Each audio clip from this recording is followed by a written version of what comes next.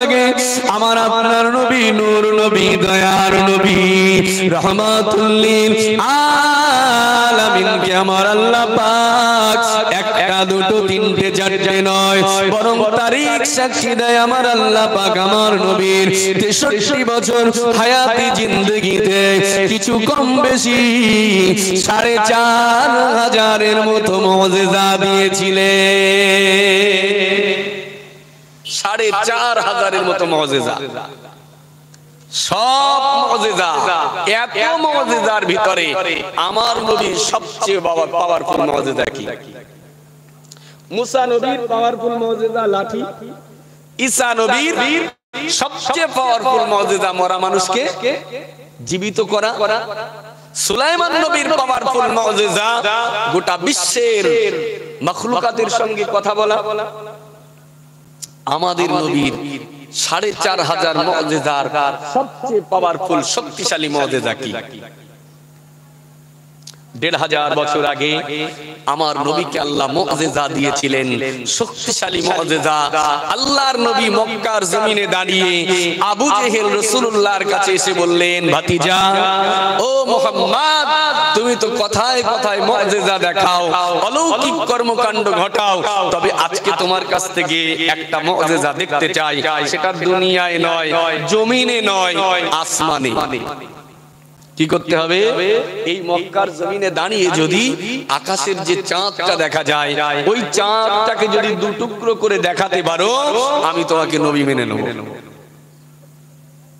দুনিয়ায় তুমি অনেক জাদু দেখিয়েছো, আজকে আকাশের দিকে একটা জাদু দেখাও, আকাশে একটা মুজিজা দেখাও, চাঁদকে যদি দু টুকরো করে দেখাতে পারো, তোমাকে নবী মানব। 1500 বছর আগে আল্লাহর নবী মক্কার কাবা শরীফের পাশে একটা পাহাড় আছে, পাহাড়টির নাম হচ্ছে আবু কুবাইস। আবু কুবাইস পাহাড়। এই আবু কুবাইস পাহাড় হচ্ছে আউয়ালু জাবালিন ফিল আরদি। আবু কুবাইস, পৃথিবীতে আল্লাহ যত পাহাড় সৃষ্টি করেছেন, সব পাহাড়ের মধ্যে সর্বপ্রথম আল্লাহ যে পাহাড়টিকে সৃষ্টি করেছিলেন সেটা হচ্ছে আবু কুবাইস পাহাড়। সহিহ বুখারীতে আছে। ঠিক এই আবু কুবাইস পাহাড়ের পাশে আবু জেহেল রাসূলুল্লাহর সঙ্গে চ্যালেঞ্জ করলেন, আকাশের চাঁদটাকে দু টুকরো করে দেখাও। যে পাহাড়ের উপরে বাদশা ফাহাদের বাড়ি আছে, যারা হজে যায় তারা জানে, উমরা যারা করেছে তারা দেখেছে। ঠিক কাবা শরীফে আপনার সাফা মারওয়া সাই করে যে পথ দিয়ে ফিরে আসি, ঠিক ওই সাইডেই আবু কুবাইস পাহাড়টার অবস্থান। তো আবু কুবাইস এই পৃথিবীর প্রথম পাহাড়, ওখানে দাঁড়িয়ে আবু জেহেলের চ্যালেঞ্জ। আল্লাহ রাসূল মক্কার জমিনে দাঁড়িয়ে 1500 বছর আগে আকাশের চাঁদের দিকে একবার তার আঙ্গুলটাকে ইশারা করেছে, মুহূর্তের ভিতরে আকাশের চাঁদটা আল্লাহর রাসূলের আঙ্গুলের হেলনে দু টুকরো হয়ে গেছে। জোরে বলুন সুবহানাল্লাহ। এটা আমার রাসূলুল্লাহ টুকরো করেছে।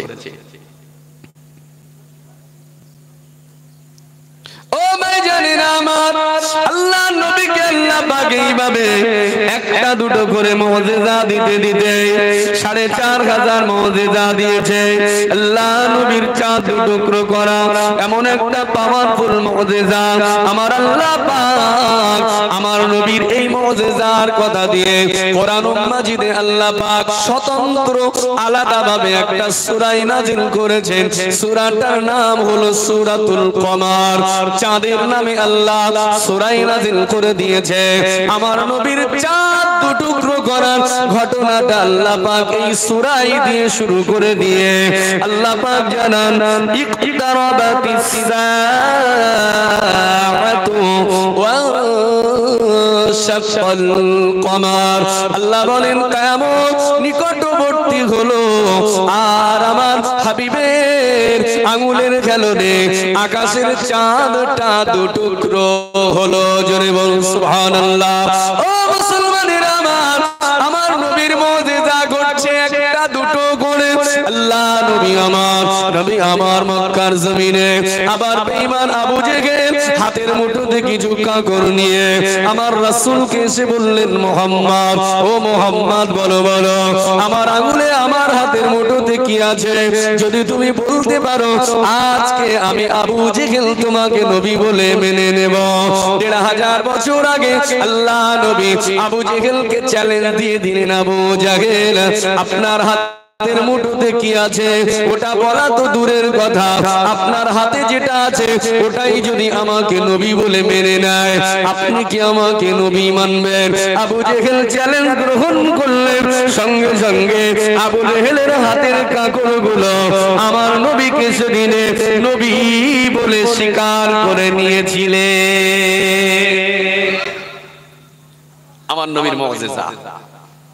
রাসূলুল্লাহর কাছে হযরত আবু হুরায়রা কয়েকটি খাজুর নিয়ে আসলো। 7টা খাজুর নিয়ে আল্লাহ রাসূলের কাছে এসেছে।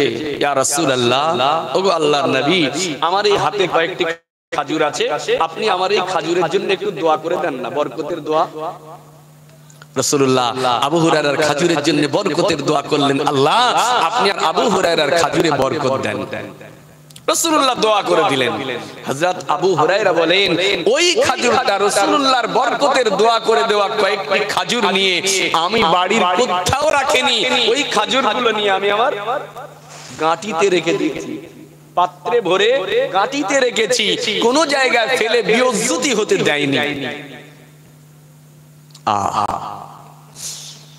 হযরতে আবু হুরায়রা বলেন, আল্লাহ নবী আমার জন্য কয়েকটি খাজুরে দোয়া করে দিলেন। ওই দোয়া করার খাজুরটাকে নিয়ে বাড়িতে গিয়ে আমি রাখি নাই, কোন পাত্রে রেখে দেই নাই, আমি রাসূলুল্লাহর দোয়া করার বরকতের খাজুরটা নিয়ে আমি আমার কোমরে মাদুলি করে রেখেছি। ওই খাজুরগুলো আমার যখন ক্ষুধা লাগে আমি খাই, ওই খাজুর থেকে যখন আমার আত্মীয় স্বজন আছে তাদেরকে নাস্তা করাই, ওই খাজুর থেকে আমার পরিবারকে খাওয়াই। হযরত আবু হুরায়রা বলেন, আল্লাহ নবীর দোয়া করে দেওয়া ওই কয়েকটি খাজুর 1 বছর 2 বছর নয়, 42টা বছর ধরে ওই খাজুরগুলো খেয়েছি। আমার খাজুর থেকে একটিও খাজুর কমে যায় না। রাসূলুল্লাহর মুজিজা। আল্লাহর নবীর মুজিজা। নবী আমার শুকনো কুয়াতে কুলি করে দিল। শুকনো কুয়াটা রাসূলুল্লাহর মুখের কুলিতে সঙ্গে সঙ্গে ভরপুর হয়ে গেল। আল্লাহ নবী নোনা পানিতে থুতু দিল, তিতা পানিতে নিজের মুখের থুতুটা ঢাললো, সঙ্গে সঙ্গে তিতা কুয়ার পানিটা আমার রাসূলুল্লাহর থুতুর বরকতে মিঠা পানি হয়ে গিয়েছে। জোরে বলুন কেমন? এটা ছিল রাসূলুল্লাহর মুজিজা। আল্লাহর হাবিব 1500 বছর আগে 313 জন মাত্র সাহাবাদেরকে নিয়ে 1000 বেঈমানদের সঙ্গে একটা যুদ্ধ করেছিলেন। যুদ্ধের নাম কি? যুদ্ধটার নাম বদরের যুদ্ধে। ইসলামের ইতিহাসে সবচেয়ে বড় প্রথম যুদ্ধ হচ্ছে বদরের যুদ্ধ। এই বদরের যুদ্ধে রাসূলুল্লাহ মাত্র 313 জন সাহাবাদেরকে নিয়ে 1000 সশস্ত্র বাহিনীর সঙ্গে যুদ্ধ করে আমার আল্লাহ পাক আমার রাসূলুল্লাহর ছোট্ট ক্ষুদ্র কাফেলাকে বিজয় দিয়েছিলেন। জোরে বলুন সুবহানাল্লাহ। এই বিজয় গ্রহণ করে রাসূলুল্লাহ ফিরে আসছে। আস্তে আস্তে একটা জায়গা আছে, যারা হজ করতে গিয়েছে, উমরা করেছে তারা জানে, একটা জায়গা আছে, জায়গাটার নাম হচ্ছে রুহা। রুহা মদিনা শরীফ থেকে যার দূরত্ব হচ্ছে 64 মাইল। এখন রাস্তা কতটা হবে সেটা আমার হিসাব নাই, তবে ইতিহাস বলছে মদিনা শরীফ থেকে রুহা নামক জায়গার দূরত্ব ছিল তদানীন্তন কালে 64 মাইল। আল্লাহর রাসূল যুদ্ধ করার জন্য সর্বপ্রথমে মদিনা শরীফ থেকে 313 জন সাহাবাদেরকে নিয়ে ওই রুহা নামক জায়গায় পরামর্শ করেছিলেন। প্রিয় ভাইরা, 313 জন মুজাহিদ, 1000 বাহিনী। যুদ্ধটা তো অতর্কিত ভাবে হয়েই গেছিল। রাসূলুল্লাহ তো তাদের সঙ্গে যুদ্ধ করতে যায়নি, বরং আবু সুফিয়ানের একটা ছোট্ট কাফেলাকে আটকানোর জন্য রুহায় গিয়েছিল। কিন্তু আবু সুফিয়ান নিরাপদে বাড়ি চলে গেল, মক্কায় পৌঁছে গেল। আর সে দূত মারফত খবর দিয়েছিল যে আবু সুফিয়ান মুহাম্মদ সাল্লাল্লাহু আলাইহি ওয়াসাল্লামের সাহাবাদের দ্বারা বন্দী হয়েছে। তাই আবু জেহেল অনতি বিলম্বে 1000 সশস্ত্র বাহিনী নিয়ে মদিনা আক্রমণের জন্য অগ্রসর হলো।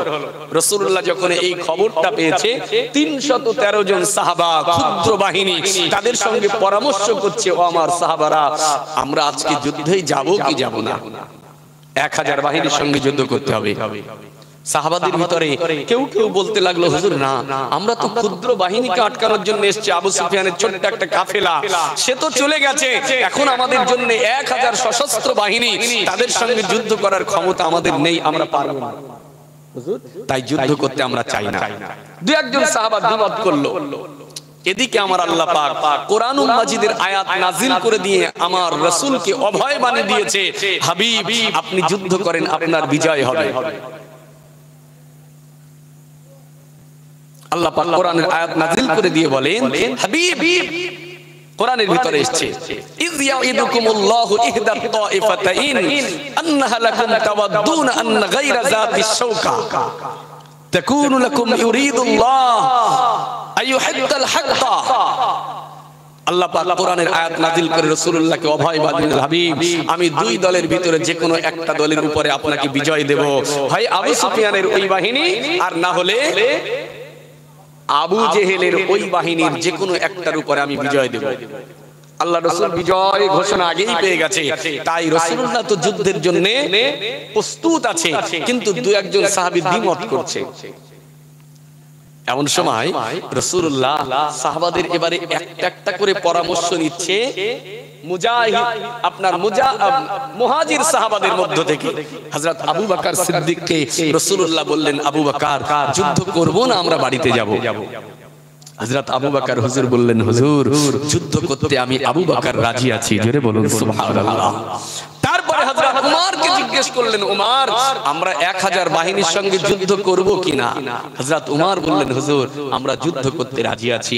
হযরত আলীকে হুজুর জিজ্ঞেস করলেন, আলী হুজুর বললেন, ইয়া রাসূলুল্লাহ আমরা যুদ্ধ করতে রাজি আছি। আল্লাহ নবী যখন একটা সাহাবার কাছে পরামর্শ নেয়, আবু বকর হুজুর যুদ্ধের জন্য রাজি, উমর হুজুর যুদ্ধের জন্য রাজি, হযরত আলী হুজুর যুদ্ধের জন্য রাজি। একটা করে যখন পরামর্শ নিচ্ছে, এমন সময় মুহাজিরদের পক্ষ থেকে একজন সাহাবী উঠে দাঁড়ালেন, যার নামটা হলো হযরত মিকদাদ বিন আসওয়াদ রাদিয়াল্লাহু তাআলা আনহু। উঠে দাঁড়িয়ে আল্লাহ নবীকে ডাক দিলেন, ইয়া রাসূলুল্লাহ, ইয়া হাবিবাল্লাহ, হুজুর একটা একটা করে পরামর্শ নিতে হবে না, একজন একজন করে পরামর্শ নিতে হবে না। আমি মিকদাদ বিন আসওয়াদ গোটা মুহাজিরদের পক্ষ থেকে আমি একটাই কথা আপনাকে জানিয়ে দেব, হুজুর কারো কাছ থেকে আর পরামর্শ আপনার নিতে হবে না। ইয়া রাসূলুল্লাহ, ইয়া হাবিবাল্লাহ, হুজুর আমি আপনাকে গোটা মুহাজিরদের পক্ষ থেকে জানিয়ে দিলাম, লিমা আরাকাল্লাহ ফানাহনু মাআকা ওয়াল্লাহি লা নাকুলু লাকা কামা ক্বালাত বানু ইসরাঈল লিমূসা আলাইহিস সালাম ইযহাব আনতা ওয়া রাব্বুকা ফাকাতিলা ইন্না লাহুনা কায়িদুন। ইয়া রাসূলুল্লাহ, ইয়া হাবিবাল্লাহ, হুজুর আজ থেকে অনেক আগে নবী মূসা আলাইহিস সালাম তার সঙ্গী সাথীদেরকে নিয়ে যখন দুর্ধর্ষ আমালেকার সঙ্গে যুদ্ধের জন্য বার হয়েছিল, ওই দুর্ধর্ষ আমালেকাদেরকে দেখে মূসা নবীর সঙ্গী সাথীরা ভয়ে তারা পালাতে লাগলো। মূসা নবীকে বললেন, হে নবী মূসা, ইযহাব আনতা ওয়া রাব্বুকা ফাকাতিলা ইন্না হাহুনা কায়িদুন। ও মুসা, আমরা ওই দুর্ধর্ষ আমালেকাদের সঙ্গে যুদ্ধ করতে পারবো না। যান, আপনি গিয়ে যুদ্ধ করেন, আপনার আল্লাহ গিয়ে যুদ্ধ করেন। ইয়া রাসূলুল্লাহ, ইয়া হাবিবাল্লাহ, আজকে আমরা ওই কথা বলবো না, মুসা নবীর সঙ্গীদের মতো আমরা বলবো না, বরং আমি মিকদাদ বিন আসওয়াদ জানিয়ে দিলাম, লিমা আরাকাল্লাহ ফানাহরু মাআকা ফানাহনু মাআকা আল্লাহি লা নাকুলু ইয়া রাসূলুল্লাহ, ইয়া হাবিবাল্লাহ, হুজুর আল্লাহ যেটা চায়, আপনি যেটা চান আপনি সেটাই করুন। আপনি যদি যুদ্ধে যেতে চান যুদ্ধে চলুন, ফানাহনু মাআকা, আমরা আপনার সাথেই থেকে যাব, আমরা আপনার পিছন ছাড়বো না। ইয়া রাসূলুল্লাহ, ইয়া হাবিবাল্লাহ, আমরা মুসা নবীর সঙ্গী সাথীদের মতো ওই কথা বলবো না, ওই কথা বলবো না যে আপনি যান আপনার রব গিয়ে যুদ্ধ করেন। ইয়া রাসূলুল্লাহ, বরং আজকে আমাদের একটাই কথা, আমার একটাই কথা, ইয়া রাসূলুল্লাহ, এখান থেকে বদর তো মাত্র কয়েক মাইল দূর। লাউ সিরতা বিনা ইলা বারতিল গিমাদ লাজাদালনা মাকা, ইয়া রাসূলুল্লাহ, ইয়া হাবিবাল্লাহ, হুজুর এখান থেকে কয়েক মাইল দূরে, শুধু বদরের ময়দান নয়, শুধু বদর নয়, বরং আপনি যদি চান আজকে আমাদেরকে নিয়ে এই মদিনা শরীফ থেকে রুহা নামক জায়গা থেকে যদি আপনি প্রায় 1000 মাইল দূরে বারকুল গিমাদ ইরাকের বর্ডার পর্যন্ত যদি আমাদেরকে নিয়ে যান, ইয়া রাসূলুল্লাহ, ইয়া হাবিবাল্লাহ, হুজুর আমরা এখান থেকে 1000 মাইল দূরে বারকুল গিমাদে গিয়ে আপনার সাথী হয়ে বেঈমান কাফেরদের সঙ্গে আমরা যুদ্ধ করতে রাজি আছি। জোরে হবে না সুবহানাল্লাহ? ঠিক আছে, আপনি জানেন এখানে ক্যামেরা করছে, আপনি থাকলে আমার অসুবিধা হয়ে যাচ্ছে। প্রিয় ভাইরা, তো সেদিনে আমার এই ঘটনাটা মূল উদ্দেশ্য নয়, যেটা বলার উদ্দেশ্য সেটা হচ্ছে রাসূলুল্লাহর মুজিজা। সেদিনে সাহাবায়ে কেরামরা 313 জন সাহাবা আল্লাহর রাসূলকে কথা দিয়েছিলেন, ইয়া রাসূলুল্লাহ, এক মুহূর্তের জন্য আমরা ছেড়ে পালাবো না, আমরা আপনার সাথেই থাকবো। এখান থেকে যদি আপনি বারকুল গিমাদেও নিয়ে যান 1000 মাইল দূরে, আমরা সেখানে গিয়ে আপনার সাথী হয়ে বেঈমানদের সঙ্গে যুদ্ধ করব। শুধু তাই না, সেদিনে মিকদাদ বিন আসওয়াদ বলেছিলেন, ইয়া রাসূলুল্লাহ, আপনি যদি আমাদেরকে এই কথা বলে দেন যে অদূরে কোন সমুদ্রের দিকে তাকিয়ে যদি বলেন যে ওই সমুদ্রে গিয়ে তোমরা ঝাঁপ দাও, তাহলে হুজুর আপনার কথা শুনে আর এক মুহূর্ত দেরি করব না, আমরা আপনার কথাতে আল্লাহর রাস্তায় আমরা মহা সমুদ্রে ঝাঁপ দিয়ে আমাদের জীবনকে বিসর্জন দিয়ে দেব। জোরে বলো। এটা হচ্ছে সাহাবাদের ঈমান, এটা হচ্ছে সাহাবাদের ঈমান। তাই কোরআনুল মাজিদে আল্লাহ পাক বলে দিয়েছেন, আমিনু কামা আমানান নাস, তোমরা ঈমান আনো ওই রকম ঈমান আনো যেমন আমার রাসূলুল্লাহর সাহাবারা ঈমান এনেছিলেন। জোরে বলো। ইমাম জালালউদ্দিন সিউতি ব্যাখ্যা করেছেন, আমিনু কামা আমানান নাস, আই আমিনু কামা আমানা আসহাবু মুহাম্মদ, ওই রকম ঈমান আনো যেমন ঈমান এনেছিলেন মুহাম্মদ সাল্লাল্লাহু আলাইহি ওয়াসাল্লামের সাহাবারা, তাদের ছিল ঈমান এই রকম। আমরা তো ঈমানদার, আমরা ভালোবাসি রাসূলকে, ভালোবাসার অনেক পরিচয় দিই। আমাদের ভালোবাসা আর সাহাবাদের ভালোবাসার মধ্যে আকাশ পাতাল পার্থক্য ছিল। বাংলাদেশের অনেক হুজুর বলে না যে সাহাবাদের থেকে আমার পীর সাহেবের আমল অনেক বেড়ে গেছে। ভণ্ড, তাই তো? ভণ্ড অনেকেই বলে যে সাহাবারা কি ইবাদত করেছে, সাহাবাদের থেকে আমার হুজুর বেশি ইবাদত করেছে। করতে পারে তোমার হুজুর ইবাদত বেশি করলেও আমার রাসূলুল্লাহর সাহাবাদের এক রাতের ক্লেশের সঙ্গে তোমার হুজুরের সারা জীবনের আমলের তুলনা করা যাবে না। জোরে বলুন সুবহানাল্লাহ। কারণ সাহাবায়ে কেরামরা রাসূলকে কতটা ভালোবেসেছিলেন, সর্বসময় জান দিতে তারা প্রস্তুত ছিল। তাই তো রাসূলুল্লাহর হাতে শুধু একবার যে বায়াত হয়েছে, সে তার জানকে রাসূলুল্লাহর জন্য দেওয়ার জন্য প্রস্তুত ছিলেন। তাই পৃথিবীর এমন কোন মানুষ নাই যার তুলনা আকাশের নক্ষত্রের সঙ্গে হবে, কিন্তু রাসূলুল্লাহর প্রত্যেকটি সাহাবীর তুলনা রাসূলুল্লাহ দিয়েছেন আমার প্রত্যেকটি সাহাবী আকাশের এক একটা নক্ষত্র। জোরে বলুন সুবহানাল্লাহ। তাই ঈমান আনতে হবে সাহাবাদের মতো ঈমান। সেই রাসূলুল্লাহর সাহাবারা 313 জন বুক পেতে রাসূলুল্লাহর জন্য জান দেওয়ার জন্য বদরের ময়দানে গেল। আল্লাহ রাসূলুল্লাহর সাহাবাদেরকে বিজয় দিয়েছে। ওই বিজয় নিয়ে সাহাবারা ফিরে আসছে, সাহাবারা মদিনার দিকে আসছে। ঠিক মদিনার পথে আস্তে আস্তে যে জায়গাতে ওই পরামর্শটা করেছিল, জায়গাটার নাম কি বলেছিলাম মনে নেই, রুহা, মনে রাখেন রুহা। যারা হজে যায়, যারা মদিনাতে প্রথম যায় উমরাতে, তারা আপনার মক্কাতে প্রথম যারা যায়, মক্কা থেকে মদিনায় আসার পথে প্রায় কাফেলা মানে যারা নিয়ে যাচ্ছে ট্রাভেলস, তারা বদর হয়েই আসে। আর বদর থেকে মদিনার দিকে আসতে কিছুটা এসেই একটা জায়গা পড়ে, জায়গাটার নাম হচ্ছে রুহা। ওখানে একটা কুয়া আছে, ওখানে একটা কুয়া আছে, কুয়াটার নাম হচ্ছে বীরে রুহা। বর্তমানে তার নাম বীরে শেফা দেওয়া আছে, বীরে শেফা, বীরে শেফা। কারণ আল্লাহ রাসূলের সাহাবারা বিজয় নিয়ে ফিরে আসছে ওই রুহা নামক জায়গায়, যেখানে পরামর্শ করেছিল ঠিক ওখানে এসে আবার একটু বিশ্রাম নিচ্ছে সাহাবারা। ক্লান্ত হয়েছে তো, যুদ্ধ করে কষ্ট হয়েছে, তাই ওখানে একটু বিশ্রাম নেওয়ার জন্য বসেছে। পানি পিপাসা লেগেছে, একটু পানি পান করবে। এদিকে সেদিকে ঘুরে ঘুরে কোনো পানি পাওয়া যাচ্ছে না। পাওয়া গেল একটা কুয়া, ওই বীরে রুহা, ওই কুয়াটা পাওয়া গেছে। সাহাবায়ে কেরামরা পানি তুলে পান করে দেখছে পানিটা তো মিষ্টি পানি না, পানিটা তেতো। কুয়া আছে, পানি আছে, কিন্তু তার পানিটা তেতো পানি। তেতো পানি খাওয়া যায়? পান করা যাচ্ছে না। আল্লাহ রাসূলের কাছে আসলেন, ইয়া রাসূলুল্লাহ, পানি পেলাম, কুয়া পেলাম, কিন্তু পানিটা পান যোগ্য নয়, এটা তেতো পানি। আল্লাহ নবীর মুজিজার কথা বলতে গিয়ে এ পর্যন্ত আল্লাহ নবী সাহাবাদেরকে বললেন, সাহাবারা একটু অপেক্ষা করে। আল্লাহ নবী ওই বীরে রুহার কাছে গেলেন। বীরে রুহার কাছে পৌঁছে গিয়ে নবী আমার তার পবিত্র থুতু মোবারক একটু নিয়ে ওই বীরে রুহার ভিতরে ফেলে দিলেন। বীরে রুহার ভিতরে রাসূলুল্লাহ থুতু মোবারক পড়ার সাথে সাথে ওই তিতো পানির কুয়াটা আমার আল্লাহ পাক মিঠা পানি বানিয়ে দিয়েছে। একটু জোরে বলেন সুবহানাল্লাহ। এটা আমার রাসূলুল্লাহর মুজিজা। থুতু দিয়েছে, পানিটা মিঠা পানি হয়ে গেছে।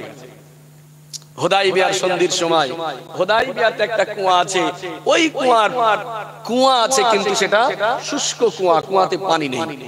রাসূলুল্লাহ গেলেন, কুয়াতে একটু কুলি করলেন, সঙ্গে সঙ্গে শুকনো কুয়াটা আমার আল্লাহ পানিতে ভরপুর করে দিলেন। জোরে বলুন।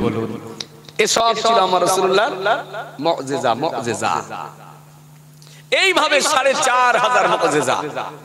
তবে রাসূলুল্লাহর 4500 মুজিজার সবচেয়ে সেরা মুজিজা কি? সবচেয়ে সেরা মুজিজা কি?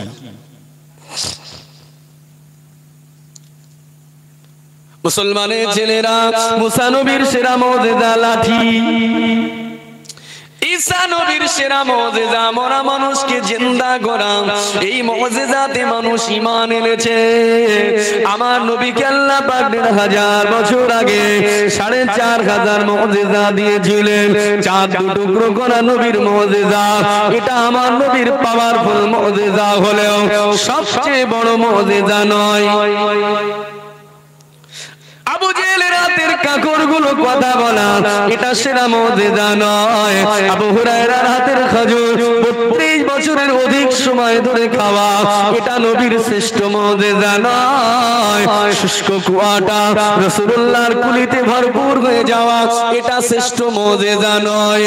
রুহা নামক কুয়াটা মিঠা পানিতে পরিণত হয়ে যাওয়া, রাসূলুল্লাহর থুতু মোবারকের মুজিজা, এটা শ্রেষ্ঠ মুজিজা নয়, বরং নবীজির জীবনে সবচেয়ে সেরা মুজিজা আল্লাহ নবী নিজেই বলে গিয়েছেন, সহিহ বুখারীর হাদিস, নবী আমার বলেন, ইন্নামা কানাল্লাযী উতিতু আহয়া আওহাহুল্লাহু ইলাইয়া। আল্লাহ নবী বলেন, আমার জীবনের চাঁদ টুকরো করা সেরা মুজিজা নয়, আরো মুজিজা সেরা নয়, আরো ৪৫০০০ মুজিজা, তার ভিতরে সবচেয়ে শ্রেষ্ঠ মুজিজা, সবচেয়ে বড় মুজিজা হলো আমার আল্লাহ পাক ১৫০০ আমি রাসূলুল্লাহ আমার উপরে ২৩টা বছর ধরে ধীরে ধীরে ধীরে ধীরে জিবরাইল মারফতে যে ৩০ পারা কোরআন নাযিল করেছে, এই ৩০ পারা কোরআন হলো আমি মুহাম্মদ সাল্লাল্লাহু আলাইহি ওয়াসাল্লাম আমার জীবনের সবচেয়ে বড় মুজিজা। একটু জোরে হবে না সুবহানাল্লাহ।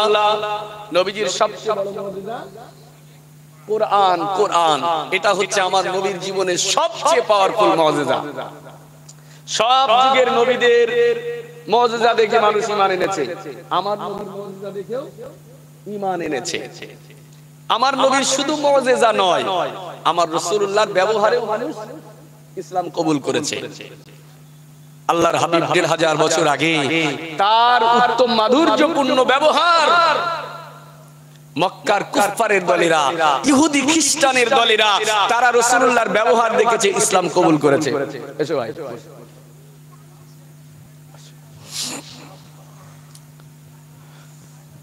আমার ভাই জানেরা, রাসূলুল্লাহর সেই উত্তম মাধুর্যপূর্ণ ব্যবহার আজকে আমাদের জীবনেও বাস্তবায়িত দরকার ছিল, আমরা পারি না।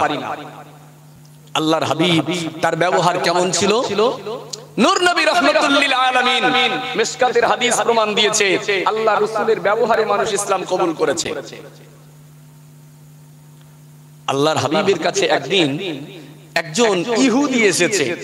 ইহুদি এসে রাসূলুল্লাহর কাছে এসে বলছে, ওহে মুহাম্মদ সাল্লাল্লাহু আলাইহি সাল্লাম, তুমি তো বড় গরীব, তুমি তো বড় অসহায়, তুমি তো বড় ফকির মুহাম্মদ, তোমার সংসারে অভাব, তাই আমি ইহুদি আজকে তোমাকে খুশি করে আমার মনের থেকে তোমাকে ২০০ দিরহাম ধার দেব। ধার, মিশকাতের হাদিস। আপনি কি নেবেন মুহাম্মদ? আপনার কি ২০০ দিরহাম ধার নেওয়ার প্রয়োজন আছে? নেন, আপনার কোনো চাপাচাপি নেই যে এক্ষুনি আপনার টাকা দিতে হবে কি ২ দিন পরে, বরং আপনি টাকাটা নেন, আপনার যখন খুশি আপনার মন চাইবে আমার টাকাটা মিটিয়ে দেবেন। কি ব্যবহার ১৫০০ বছর আগে রাসূলুল্লাহর ছিল। আল্লাহ রাসূল ইহুদির কাছ থেকে ২০০ দিরহামটা নিয়ে নিলেন, ২০০ দিরহাম নিলেন। আল্লাহর হাবিব মাশাআল্লাহ ভাইজান এসছে, একটু তাকবীর দেন না, নারায়ে তাকবীর, আরো জোরে নারায়ে তাকবীর। সিলসিলায়ে হক মুজাদ্দিদে জামান, সিলসিলায়ে হক মুজাদ্দিদে জামান পীরজাদা ভাইজান হুজুর কিবলা, নারায়ে তাকবীর। আমার ভাইরা, খুব সংক্ষিপ্ত কথা, যে কথায় ছিলাম, তো ২০০ দিরহাম রাসূলুল্লাহ ধার নিলেন।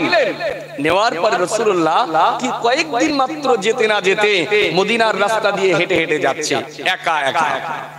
এমন সময় মদিনার রাস্তাতে ওই ইহুদি আমার রাসূলুল্লাহকে বন্দী করে দিয়েছে, আমার রাসূলকে আটক করেছে একা পেয়ে। আল্লাহ রাসূলকে বললেন, মুহাম্মদ আমার টাকাটা দাও, ধার নিয়েছিলে টাকাটা দিয়ে দাও। কথা ছিল কি, যখন খুশি তখন।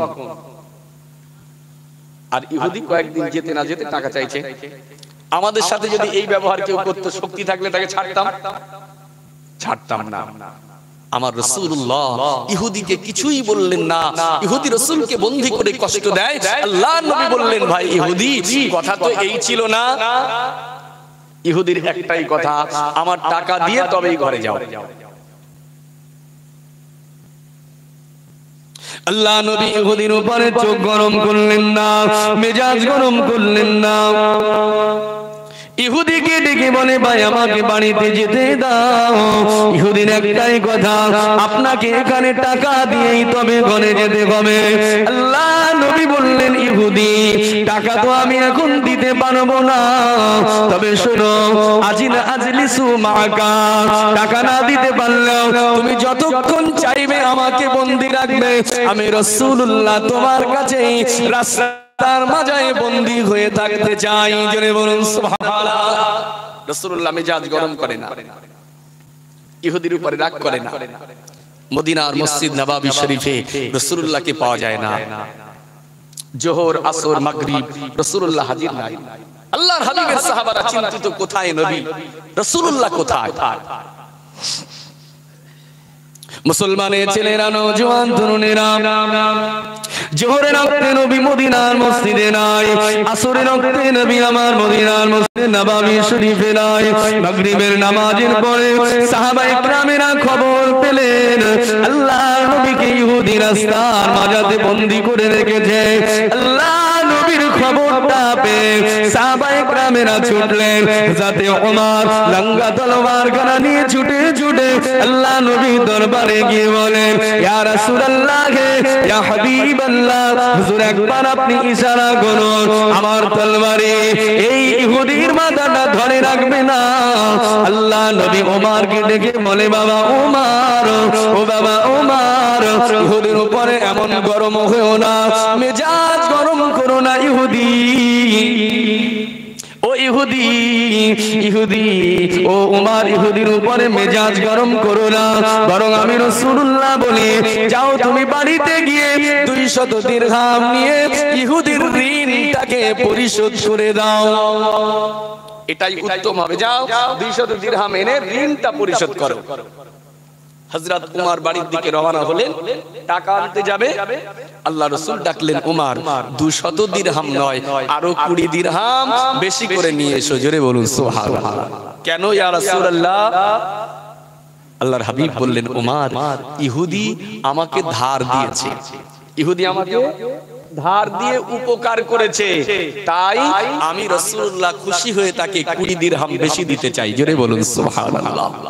হযরত উমর বলেন, হুজুর, এ আপনাকে কষ্ট দিয়েছে, প্রতিদান আরো বেশি।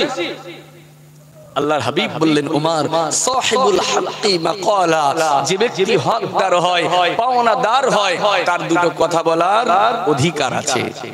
ও তো পায় আমার কাছে, তাই দুটো কথা বলেছে, ওতে রাগ করার নেই। যাও, ও আমাকে উপকার করেছে, 20 দিরহাম আরো বেশি দিতে হবে। হযরতে উমর 220 দিরহাম নিয়ে আল্লাহ নবী নূরের কদমে হাজির হলেন। নবী আমার টাকাটাকে নিয়ে ইহুদির হাতে দিতে যায়। ইহুদি টাকাটা না নিয়ে আল্লাহ নবীর নূরের কদমটাকে জড়িয়ে ধরলেন।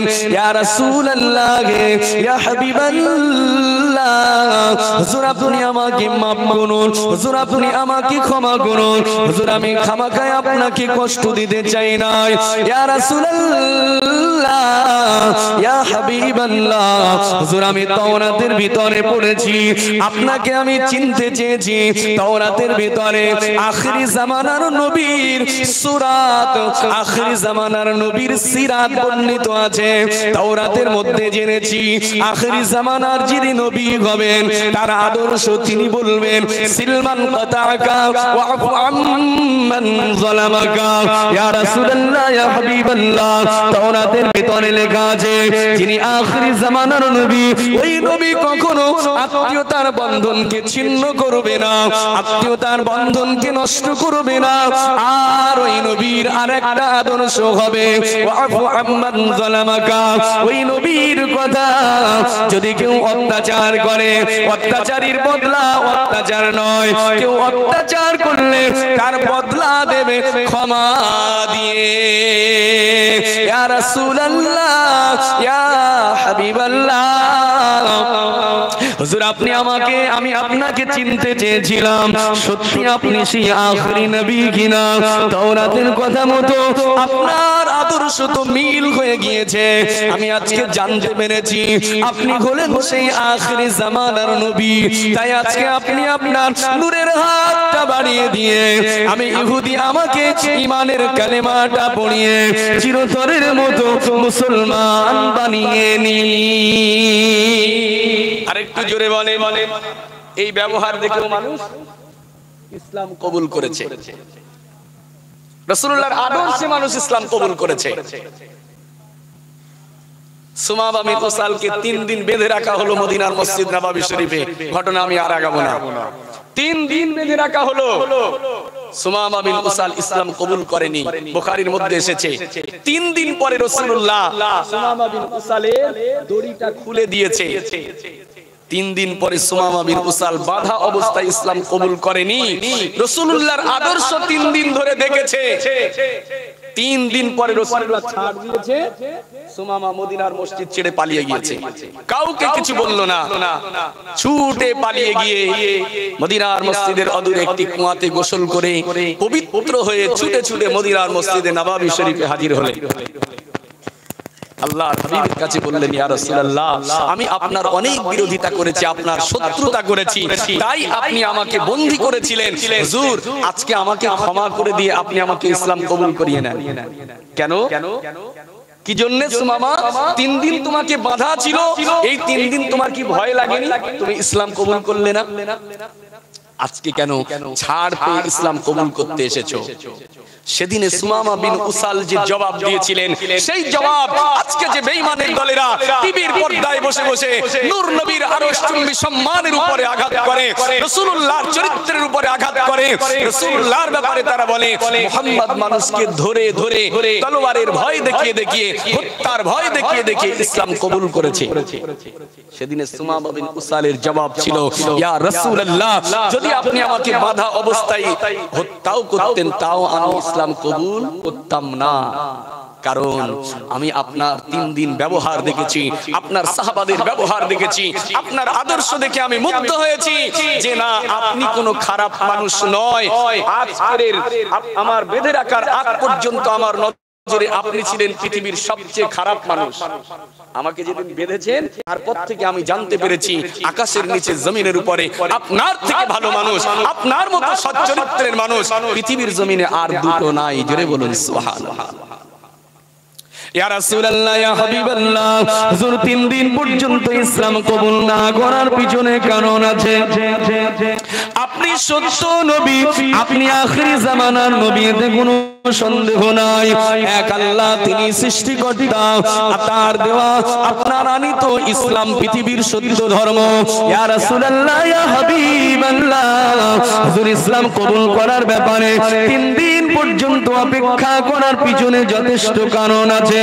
হুজুর গো, যদি আমি বাঁধা অবস্থায় ইসলাম কবুল করতাম, যুগ যুগ ধরে বেঈমানের দলেরা, কাফেরের দলেরা, আপনার শত্রুরা, আপনি সত্য নবী, আপনার উপরে আঙুল তুলে তুলে কথা বলতো, মুহাম্মদ ধরে ধরে বেঁধে বেঁধে মানুষকে ভয় দেখে ইসলাম কবুল করিয়েছে। ইয়া রাসূলুল্লাহ, ইয়া হাবিবাল্লাহ, হুজুর তাই আমি মনে মনে চিন্তা করে নিয়েছিলাম ইসলাম আমি কবুল করবই করব, তবে বাধা অবস্থাতে নয়, আমাকে ছাড় দেবেন, তারপরে আমি স্বেচ্ছায় এসে আপনার কাছে ঈমানের কলিমাটা পড়ে মুসলমান হয়ে যাব। সুমামা বিন উসাল আদর্শ দেখে ইসলাম কবুল করেছে। এইভাবে রাসূলুল্লাহর আদর্শ একটা একটা করে মানুষ ইসলাম কবুল করেছে, রাসূলুল্লাহর মুজিজাতে ইসলাম কবুল করেছে। কিন্তু আজকে পৃথিবীতে রাসূলুল্লাহর অন্য কোন মুজিজা আছে কি? রাসূলুল্লাহ কোন মুজিজা দেখাচ্ছে আমাদেরকে এসে? না। রাসূলুল্লাহর কোন ব্যবহার দেখতে পাচ্ছি? কোন বেঈমানরাও দেখে না। তারপরেও আজকে পৃথিবীর জমিনে দলে দলে মানুষ ইসলাম কবুল করছে।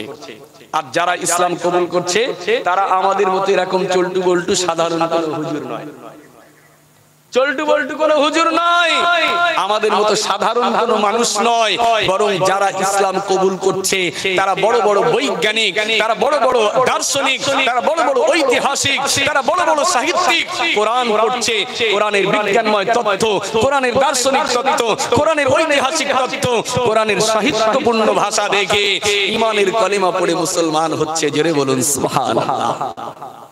তাই রাসূলুল্লাহ বলেছেন, ফারজু আন আকুনা আকসারহুম তাবিআন ইয়াউমাল কিয়ামা, আমি রাসূলুল্লাহ আশা রাখি কাল কিয়ামতের ময়দানে সব নবীর উম্মতেরা হাজির হবে, কিন্তু আমার পাওয়ারফুল মুজিজা, সবচেয়ে শ্রেষ্ঠ মুজিজা এই কোরআনের খাতিরে কিয়ামতের ময়দানে আমার উম্মতের সংখ্যাটা সবচেয়ে বেশি হবে। জোরে বলুন, আরেকটু জোরে হবে না সুবহানাল্লাহ। এই কোরআন, কোরআনের কথা বোঝাতে গিয়ে বেশ কিছু কথা আপনাদের কাছে উপস্থাপন করেছি। সময় আমার একেবারে স্বল্প, তাই সংক্ষেপে কোরআন মাজিদের যে একটি আয়াত আমি তেলাওয়াত করেছিলাম সূরাতুল বাকারা থেকে, এই একটি আয়াত থেকে খুব সংক্ষেপে দুটো কথা বলবো, অন্ততপক্ষে এই আয়াতের মূল কথাটা নিয়ে যেন আমরা সবাই বাড়ি যেতে পারি। আসুন, কোরআন মাজিদ সূরাতুল বাকারা, আল্লাহ তাবারক ওয়া তাআলা জাল্লা জালালুহু সূরাতুল বাকারা 156 নম্বর আয়াতের ভিতরে আল্লাহ পাক একটি আয়াতের ভিতরে দুইটি বিষয়কে সন্নিবেশিত করেছেন। খুব সুন্দর করে শুনুন, আল্লাহ পাক বলছেন ইয়া আইয়ুহাল্লাযীনা আমানুস্তাঈনু বিস-সাবরি ওয়াস-সালাহ ইন্নাল্লাহা মা'আস-সাবিরিন ওয়ালা তাকুলু লিমান ইউকতালু ফি সাবিলিল্লাহি আমওয়াত বাল আহইয়াউ ওয়ালাকিন লা তাশউরুন। এই আয়াতে আল্লাহ দুটো বিষয়কে তুললেন। এক, আল্লাহ বললেন হে ঈমানদারগণেরা, ইয়া আইয়ুহাল্লাযীনা আমানুস্তাঈনু বিস-সাবরি ওয়াস-সালাহ, হে ঈমানদারগণেরা তোমরা আল্লাহর কাছে সাহায্য চাও সবরের মাধ্যমে আর ধৈর্য ধারণের মাধ্যমে। মুমিনদের উপরে বিপদ আপদ হয় না, আল্লাহ এটা কিন্তু কাফেরদের ডেকে বলেনি, বরং ঈমানদার যারা মুমিন যারা তাদেরকে ডেকে বললেন ঈমানদারগণেরা তোমরা আল্লাহর কাছে সাহায্য চাও। যখন তোমরা বিপদে পড়বে, মুসিবতে পড়বে, তোমাদের যে কোনো ধরনের বিপদ আপদ বালা মুসিবতের সম্মুখীন হলে তোমরা আল্লাহর কাছে সাহায্য চাইবে দুটি পদ্ধতিতে। আল্লাহ পদ্ধতি বাতলালেন আল্লাহর কাছে সাহায্য চাওয়ার জন্য, দুটি পদ্ধতি। এক, বিসসাবর, বিপদ আপদ যখন আসবে মুসিবতের সময় আল্লাহর কাছে সাহায্য চাইবে সবরের মাধ্যমে, ওয়াস-সালাহ এবং নামাজের মাধ্যমে। দ্বিতীয় অংশে আল্লাহ পাক বললেন ওয়ালা তাকুলু লিমান ইউকতালু ফি সাবিলিল্লাহি আমওয়াত বাল আহইয়াউ ওয়ালাকিন লা তাশউরুন। হে ঈমানদারেরা তোমরা এই কথা বলো না, লা তাকুলু এই কথা বলো না, লিমান ইউকতালু ফি সাবিলিল্লাহ, যারা যে ব্যক্তি আল্লাহর রাস্তায় শহীদ হয়ে গিয়েছে তাকে এই কথা বলো না আমওয়াত, যে মৃত। যে আল্লাহর রাস্তায় শহীদ হয়ে গিয়েছে, দ্বীনের রাস্তায় নিজের জানকে কুরবান করেছে, ওই ব্যক্তিকে তোমরা জানো মরা বলবে না, মৃত বলবে না, বরং আমি আল্লাহ বলছি বাল আহইয়া, বরং তারা কবরের ভিতরে মৃত্যুর পরেও তারা জীবিত। জোরে বলুন সুবহানাল্লাহ। তবে ওয়ালাকিন লা তাশউরুন, কিন্তু তোমরা জানো না তারা কবরের ভিতরে কিভাবে জীবিত। তাহলে এর ভিতরে পয়েন্ট দুটো। এক, মুমিন ব্যক্তি ঈমানদারেরা তাদের উপরেও বালা মুসিবত বিপদ আপদ আসতে পারে না। কোরআন প্রমাণ দিচ্ছে মুমিনদের উপরে ঈমানদার উপরে বালা মুসিবত আসবে, এটাই স্বাভাবিক, এতে কোনো সন্দেহ নেই। রাসূলুল্লাহ হাদিসের মধ্যে জানিয়েছেন এই দুনিয়া আদ-দুনিয়া সিজনুল মুমিনি ওয়া জান্নাতুল কাফির, এই পৃথিবীটা যারা মুমিন যারা ঈমানদার তাদের জন্য পৃথিবীটা জেলখানা কয়েদখানা। ওয়া জান্নাতুল কাফির, অন্য হাদিসে এসেছে ওয়া জান্নাতুল লিল কাফির, আর পৃথিবীটা যারা কাফির বেঈমান তাদের জন্য জান্নাত। তাহলে এটা একেবারে স্পষ্ট হাদিস থেকে। কোরআন প্রমাণ দিচ্ছে মুমিনদের উপরে বালা মুসিবত আসবে, আর হাদিস বলছে না মুমিনদের উপরে শুধু বালা মুসিবত আসবে না, বরং যারা মুমিন যারা ঈমানদার তাদের জন্য পৃথিবীটা হবে জেলখানার মতো। মুসলমানের ছেলেরা, নওজোয়ান তরুণেরা, এই আয়াত হঠাৎ আমি উপস্থাপন করার পিছনে একটাই কারণ, পাশের পরিবার জানতো না হঠাৎ তাদের পরিবারে এমন বিপদ নেমে আসবে, মুসিবত নেমে আসবে। সন্তান বাড়ি থেকে ভালোভাবে বার হলো, বাপ মার মনে আনন্দ, হঠাৎ তাদের অন্তরে দুঃখ। এটা কোনো খারাপ কিছু নয়।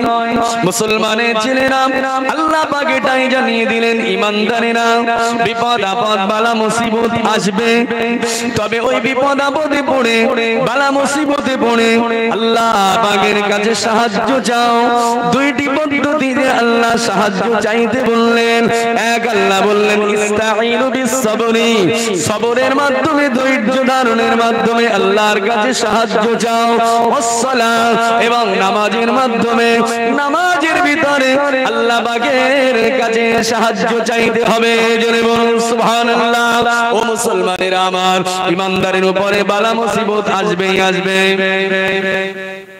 বরং এই পৃথিবীর জমিনে যারা ঈমানদার, যারা মুমিন, যারা যত বেশি আল্লাহওয়ালা, যত বেশি দিনদার, তাদের উপরে বিপদ আপদ মুসিবতটাই বেশি। হাদিস সাক্ষী দিয়েছে, আল্লাহ নবীকে সাহাবারা জিজ্ঞেস করলেন, সাইলান নবী সাল্লাল্লাহু আলাইহি ওয়াসাল্লাম আইয়ুন নাসি আশাদ্দু বালা। আল্লাহ নবীকে সাহাবায়ে کرام ডাক দিলেন, ইয়া রাসূলুল্লাহ, ইয়া হাবিবাল্লাহ, আপনি বলেন এই পৃথিবীর জমিনে সবচেয়ে কারা মুসিবতের শিকার হয়েছে? এই পৃথিবীতে সবচেয়ে কাদের উপরে বেশি বিপদ আপদ বালা মুসিবত? সাহাবীদের প্রশ্ন, হুজুর এই পৃথিবীতে সবচেয়ে কাদের উপরে মুসিবত বেশি?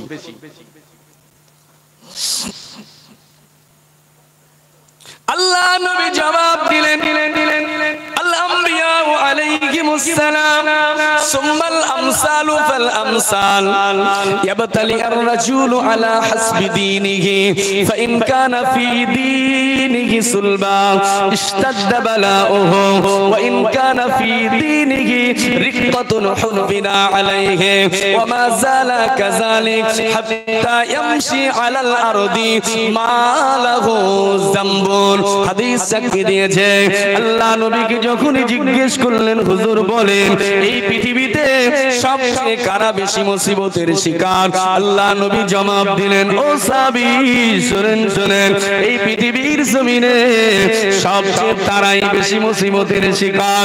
পৃথিবীর জমিনে আল্লাহ পাক যত নবী রাসূল পয়গম্বর পাঠিয়েছে, ওই নবী রাসূলগণেরা আম্বিয়া আলাইহিমুস সালামরা পৃথিবীর জমিনে সবচেয়ে বেশি মুসিবতের শিকার হয়েছে। হাদিস। আল্লাহ নবী বললেন, তারপরে সুম্মাল আমসাল, এরপরে নবীদের পরে আল্লাহর কাছে যারা বেশি মর্যাদাশালী তাদের উপরে বেশি মুসিবত এসেছে। ফাল আমসাল, এরপরে যারা আল্লাহর কাছে তাদের উপরে বেশি মুসিবত, তাদের উপরে বেশি আল্লাহওয়ালা, তাদের উপরে মুসিবত এসেছে। এক কথায় নবীজি আমার বলেন, ইয়াবতালি আর-রাজুলু আলা হাসবি দীনিহি, মানুষকে পরীক্ষা নেওয়া হয়, মানুষকে বিপদ আপদ দেওয়া হয়। ইয়াবতালি আর-রাজুলু আলা হাসবি দীনিহি, প্রত্যেক মানুষের দ্বীনদারিতার উপরে ভিত্তি করেই আল্লাহ মানুষকে পরীক্ষা নেয়। দ্বীনদারিতার উপরে ভিত্তি করে আল্লাহ পরীক্ষা নেয়। আমরা অনেক সময় আমাদের সমাজে কেউ বিপদ আপদে পড়লে আমরা অনেক সময় বলে থাকি যে ও অপরাধ করেছে সেই জন্য ওর বিপদ হয়েছে, ও গুনাহ করেছে সেই জন্য ওর বিপদ হয়েছে। হ্যাঁ, যদি এটাও আপনার ধারণা হয় তো তাও মনে করবেন, যদি আমার আল্লাহ ও অপরাধ করার কারণেই ওর বিপদটা দেয়, এটাই তার জন্য রহমত। জোরে বলুন সুবহানাল্লাহ। কারণ মুমিনের উপরে বিপদ আপদ আসাটা এটা কোনো খারাপ জিনিস নয়, বরং মুমিনের উপরে মুসিবত আসাটাও আল্লাহর পক্ষ থেকে রহমত। আল্লাহর পক্ষ থেকে মুসিবত আসাটাও রহমত। কারণ আমার আল্লাহ পাক বান্দার একটা বিপদ আপদ দেয়, বালা মুসিবত দেয়, আর আল্লাহ পাক তার জীবনের গুনাহগুলো maaf করে। বলুন সুবহানাল্লাহ। ও মুসলমানেরা আমার, নবীজি তাই সেটাই বলে দিলেন, ইয়াবতালি আর-রাজুলু আলা হাসবি দীনিহি, মানুষের দিনদারিতার উপরেই মানুষকে পরীক্ষা নেওয়া হয়। ফাইন কানা ফি দীনিহি সুলবা, যদি তার দিনদারিতা অত্যন্ত শক্তপোক্ত হয়, তিনি যদি অনেক বেশি দিনদার হয়, আল্লাহ নবী বললেন ইস্তাদা বালাউহু, তাহলে তার বিপদ আপদ, তার মুসিবতটাও শক্তপোক্ত হবে। একদম সহিহ হাদিস, যে বেশি দিনদার আল্লাহ তার মুসিবতটা বেশি দেবে। وإن كان في دينه رقابا حضنا عليه, আজ ব্যক্তির দিনদারিতার ব্যাপারে শিথিলতা দেখায়, যার দিনদারিতার দুর্বলতা আছে, আমার নবী জানিয়ে দেন তার বিপদ আপদ কম হয়, তার বালা মুসিবত কম হয়। এক কথায় নবীজি এবারে জানিয়ে দেয় ও উম্মত, বিপদ আপদটা খারাপ বিষয় নয়, বরং নবী আমার জানান ওয়ামা জালা কাযালিক হাত্তা ইয়ামশি আলাল আরদি মা লাহু যামবুল, মুমিনের উপরে একটা একটা করে বালা মুসিবত আসে, বিপদ আপদ আসে, একটা একটা মুসিবত আসে, আর আমার আল্লাহ পাক তার জীবনের একটা একটা করে গুনাহ মাফ করতে করতে হাত্তা ইয়ামশি আলাল আরদি মা লাহু যামবুল, ওই পৃথিবীর জমিনে ব্যক্তিটা চলতে থাকে, একটা একটা মুসিবত হয়, এক পর্যায়ে আমার আল্লাহ তাকে ক্ষমা করতে করতে মাফ করতে করতে ওই ব্যক্তির জীবনে আর কোনো গুনাহ বলে পাপ বলে অন্যায় বলে আর কিছুই থাকে না। জোরে বলবেন না সুবহানাল্লাহ। আমার আল্লাহ যখন কারো গুনাহ মাফের ইচ্ছা করেন, দুনিয়াতে তাকে রোগ দেয়, বালা দেয়, বিপদ দেয়, মুসিবত দেয়। একটা ব্যক্তিকে আল্লাহ জ্বরে আক্রান্ত যদি করে, সেই জ্বরের মাধ্যমে আল্লাহ তার জীবনের গুনাহ মাফ করে। জোরে বলুন সুবহানাল্লাহ। মুমিনের জ্বর হয়েছে, একদম হাদিস, মুমিন ব্যক্তির জ্বর হবে, আমার আল্লাহ জ্বরের কারণে মুমিনের গুনাহ মাফ করবে। বিভিন্ন পদ্ধতিতে আল্লাহ গুনাহ মাফ করে বান্দা। আর মুসিবতের কিসম, মুসিবত কেমন হতে পারে তারও রূপরেখা আল্লাহ কোরআন মাজিদে জানিয়ে দিয়েছে। আল্লাহ পাক জানান ওয়ালা নাবলুওয়ান্নাকুম বিশাইইম মিনাল খাউফি ওয়াল জু' ونقص من الأموال والأنفس والثمرات وبشر الصابرين الذين إذا أصابتهم مصيبة قالوا إنا لله وإنا إليه راجعون। আমার আল্লাহ জানিয়ে দেন মুমিন ব্যক্তিকে পরীক্ষা নেয় বিভিন্ন পদ্ধতিতে। আল্লাহ বলেন ওয়ালা নাবলুওয়ান্নাকুম বিশাইইম মিনাল খাউফ, আমি আল্লাহ তোমাদেরকে পরীক্ষা নেব মাঝে মাঝে ভয় দেখিয়ে, ভয় দেখিয়ে তোমাদেরকে পরীক্ষা নেব। ওয়াল জু', আবার কখনো কখনো ক্ষুধা দিয়ে পরীক্ষা নেব। গরিবী হালাতের খোদাও হতে পারে, আপনার অর্থ আছে, টাকা পয়সা সব কিছু থাকার পরে আল্লাহ কোনো একটা কারণে আপনার খোদা দিয়ে, পেটের খোদার যাতনা দিয়ে আল্লাহ আপনাকে পরীক্ষা নিতে পারে। আবার আমার আল্লাহ পাক জানিয়ে দেন ওয়ানাকসিম মিনাল আমওয়াল, আবার কখনো কখনো বান্দা তোমার ধন সম্পদ অর্থ ঐশ্বর্য বিনষ্ট করার মাধ্যমে নষ্ট করে দিয়ে আমি তোমাকে পরীক্ষা নেব। তোমার বাগ বাগিচার ফসল ফলাদি প্লাবন দিয়ে নষ্ট করে পরীক্ষা নেব। দুঃখ নেবে না বান্দা, তোমার বাগান আগান ঝড় দিয়ে ভেঙে দিয়ে ধ্বংস করে দেব। দুঃখ নেবে না, আমি এভাবেও তোমাকে পরীক্ষা নেব। কখনো কখনো ফল ফলাদির উপরে আল্লাহ পাক মুসিবত দিয়ে, বিপদ আপদ দিয়ে আল্লাহ পাক বান্দাকে পরীক্ষা করে। তাহলে আল্লাহ পাক বান্দাকে কখনো কখনো বান্দার পরীক্ষা নেবে ক্ষুধা দিয়ে, ভয় দিয়ে, আবার কখনো কখনো সম্পদ নষ্ট করে, আবার কখনো কখনো বান্দার জীবনের উপরে, তার দেহের উপরে আঘাত দিয়ে আল্লাহ পরীক্ষা নেবে। কোরআন ও মুসলমানের আমার, তাহলে বিপদ দেহের উপরে আসুক, জমি জায়গার উপরে আসুক, খোদার উপরে আসুক, যেভাবে আসুক এটা আল্লাহর পক্ষ থেকে রহমত। তাই আল্লাহ পাক শেষ পর্যায়ে বারে জানিয়ে দেন, ও ঈমানদারেরা শোনো শোনো, ওয়াবাশশিরিস সাবিরিন, ওই সমস্ত সবরকারীদের জন্য আল্লাহর পক্ষ থেকে সুসংবাদ, ওই সমস্ত সবরকারীদের জন্য আল্লাহর পক্ষ থেকে সুসংবাদ। তাদের উপরে বিভিন্ন বালা মুসিবত আসবে, আর তারা সবর করে ধৈর্য ধারণ করে তারা তাদের মুখে এই কথা উচ্চারণ করবে, ইন্না লিল্লাহি ওয়া ইন্না ইলাইহি রাজিউন। জোরে বলুন সুবহানাল্লাহ। তাহলে বিপদ আপদ বালা মুসিবত আল্লাহর পক্ষ থেকে রহমত, তার জন্য সবর ধৈর্য ধারণ। আল্লাহর বান্দা বিপদে আপদে ধৈর্য ধারণ করবে সবরের মাধ্যমে, নামাজের মাধ্যমে। আর বিপদ আপদ হলে হাহুতাশ নয়, বরং তিনি বলবেন ইন্না লিল্লাহি ওয়া ইন্না ইলাইহি রাজিউন, আমার আল্লাহ খুশি হয়ে যাবেন। প্রিয় ভাইরা, সংক্ষিপ্ত সময় দ্বিতীয় কোরআন মাজিদের আয়াতের দ্বিতীয় অংশ আল্লাহ পাক এবার বললেন,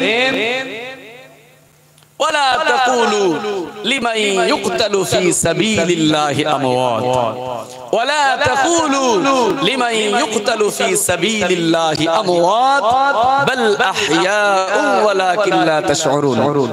এবারে আল্লাহ পাক বললেন, ঈমানদারগণেরা, যারা আল্লাহর রাস্তায় দ্বীনের খাতে কাফেরদের হাতে নিজেদের জানকে কুরবান করে দিয়ে শহীদ হয়ে গিয়েছে, ওই শহীদ ব্যক্তিদেরকে তোমরা মরা বলবে না, শহীদদেরকে মরা বলবে না।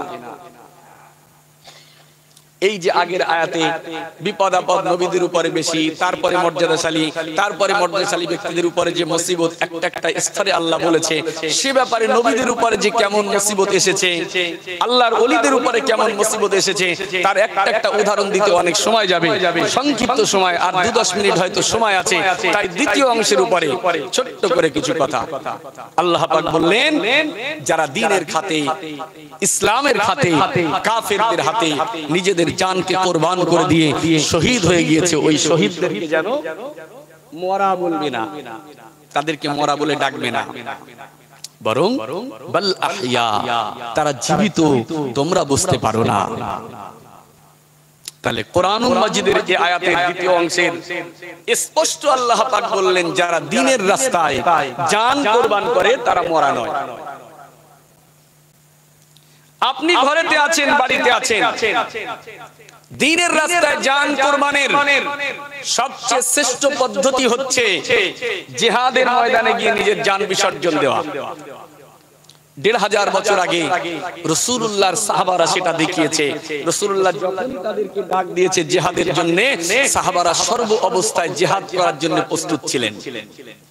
আজকে আমাদেরকে জিহাদের ময়দানে গিয়ে জান কুরবান করতে হচ্ছে না, জিহাদের ময়দানে গিয়ে জান আমাদের দিতে হচ্ছে না।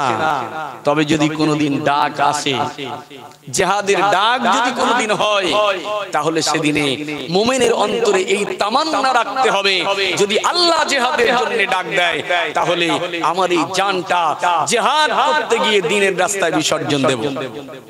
এই নিয়াতটা যদি আপনার থাকে, আপনার মৃত্যুটা যদি বাড়িতেও হয়ে যায়, আপনার মৃত্যুটা ঘরেতে হয়ে যাবে, আমার আল্লাহ যে কোনো উপায়ে আপনাকে শহীদী মৃত্যু দান করবেন। জোরে বলুন ইনশাআল্লাহ।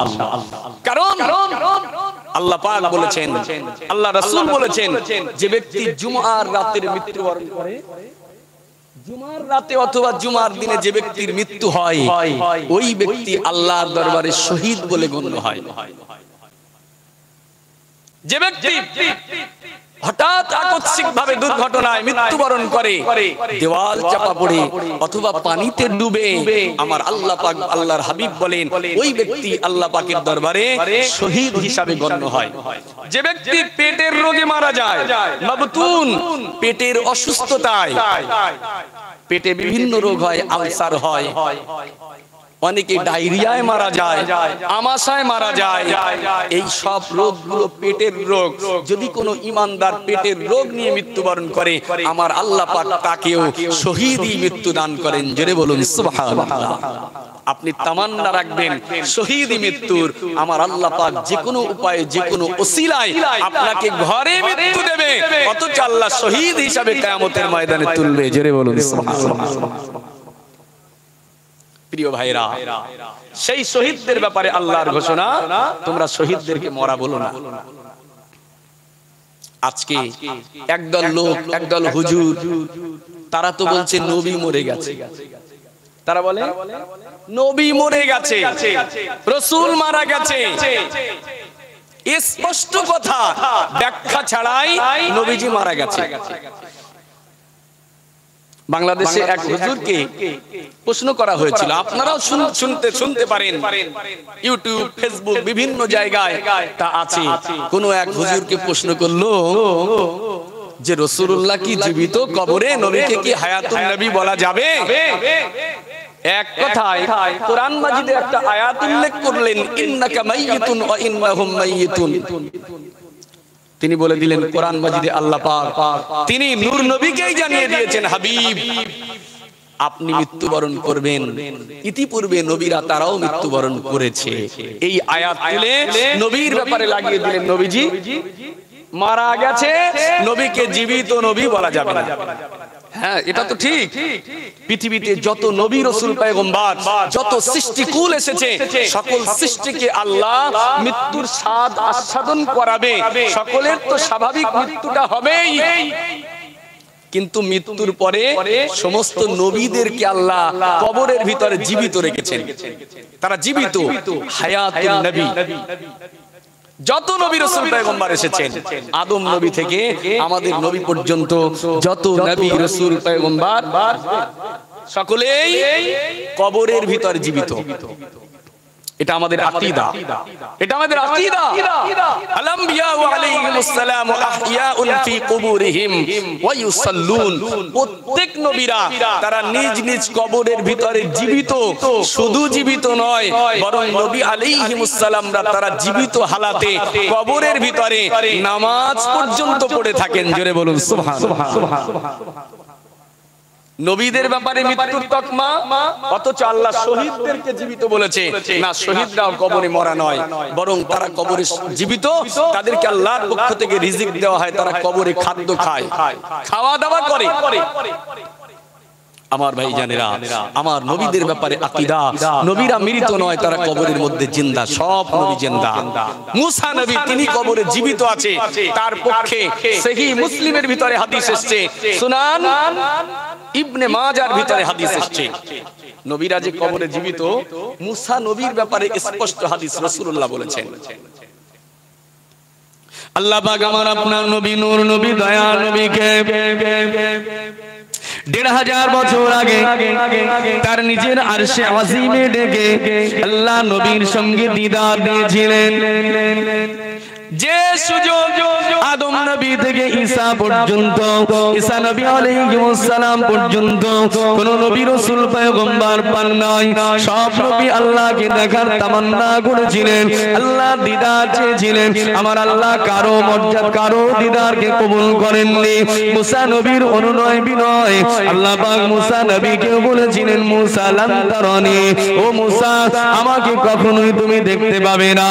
সব নবীদেরা আল্লাহ পাক রিজেক্ট করে দিলেন, কিন্তু শেষ বেলাতে আখিরি নবী, নূর নবী, আমাদের নবী, রহমাতুল লিল আলামিন নবী আল্লাহর কাছে একবারও ফরিয়াদ করেননি, আল্লাহ আপনাকে দেখতে চাই।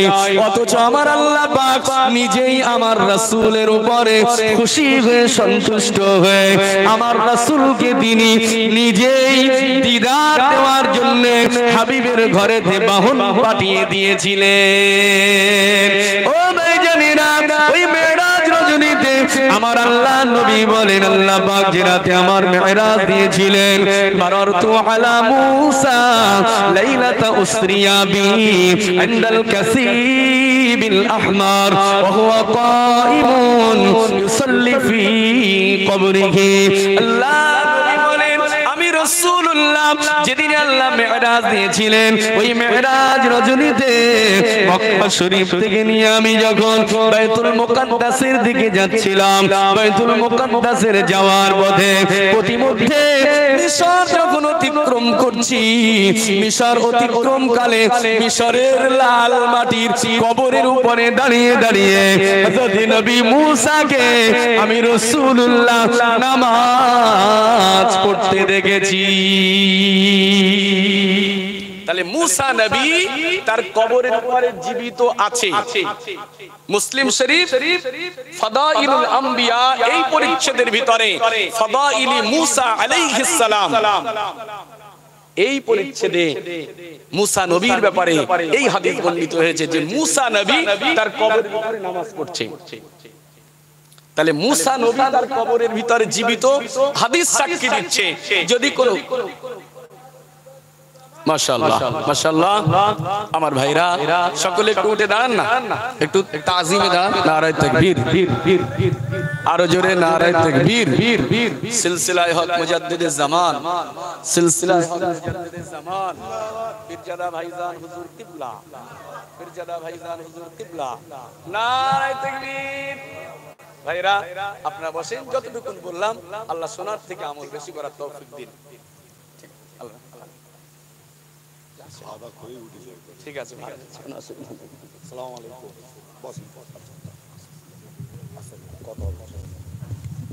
আসসালামু আলাইকুম আলহামদুলিল্লাহ আমাদের মাঝে এইমাত্র নবীর মেম্বারে উপস্থিত হয়েছেন